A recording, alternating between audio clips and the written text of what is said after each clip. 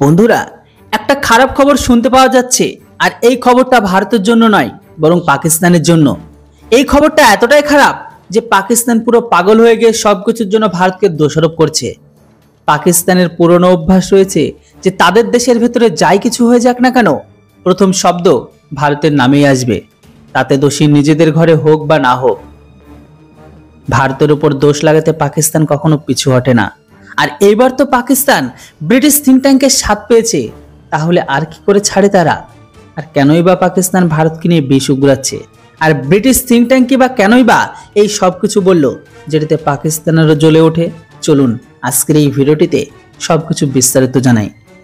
দেখুন বন্ধুরা, খবর বেরিয়ে আসছে যেটিতে এটাই বলা হয়েছে যে পাকিস্তানের রাওয়ালপিন্ডিতে আইএসআইএস এর কমান্ডার শেখ আব্দুল রহমান তার ঘরের ভিতরে কেউ সফলভাবে তাকে হরিফাই করে দিয়েছে।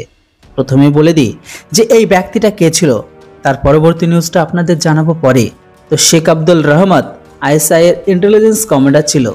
ইন্টেলিজেন্স এই কারণে বলছি কেননা এই ব্যক্তিটা আরডিএক্স, আইডি আর আরপিজি ডেটোনেশনের এক্সপার্ট ছিল।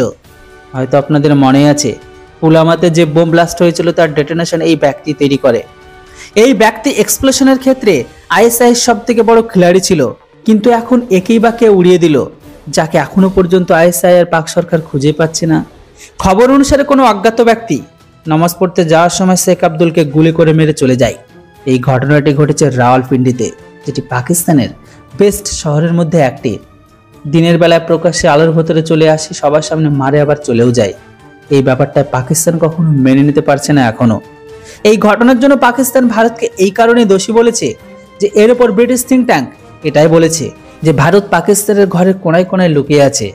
আর গত এক বছরে পাকিস্তান ঘরের ভেতরে যতগুলো কর্মকাণ্ড করেছে তাতে সবগুলোতে ভারতের রয়েরই হাত আছে। যদি অন্য কোনো দেশ করত বা ব্যক্তিগত হতো তাহলে এতদিন পর্যন্ত পাকিস্তান হাতে অবশ্যই তারা ধরা পড়ে যেত। শুধুমাত্র খুফিয়া এজেন্সি এরকম টাইপের সিক্রেট মার্ডার করে, আর এই জন্য পাক সরকারের অবশ্যই সাবধান থাকা উচিত। ব্রিটিশ থিঙ্ক ট্যাঙ্কের এই কথাটা পাকিস্তানের মাথায় ঢুকে গেছে, আর এখন তাদের আব্বুর হত্যার জন্য ভারতের উপর দোষারোপ দিচ্ছে। পাকিস্তানের কথা অনুসারে পাকিস্তানের ঘরের ভেতরে যতগুলো রহস্যময় হত্যা হচ্ছে তার সবকিছু ভারতই করাচ্ছে।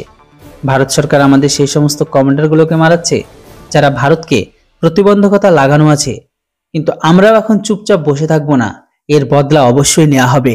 দেখুন বন্ধুরা, এই সমস্ত হত্যাগুলো সত্যি কি ভারত করাচ্ছে না পাকিস্তান না নিজের লোক, এটা তো কেউ জানে না। তবে এটা সকলে জানে যে পাকিস্তান সেই সমস্ত ঘরের শত্রুগুলোকে মারাচ্ছে, তারা সবাই ভারতের মোস্ট ওয়ান্টেড শত্রু ছিল।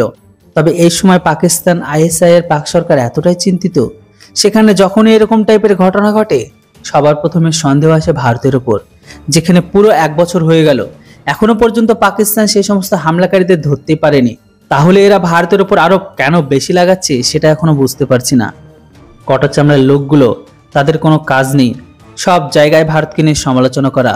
আর যদি সত্যি ভারতের র এজেন্ট পাকিস্তানের ঘরের ভেতরে এরকম টাইপের কাজ করে তাহলে এটা কোনো খারাপ ব্যবহার নয়, কেননা মারা তো তাকেই হয়েছে যারা আমাদের সেনার উপর চুপিসারে আঘাত করে।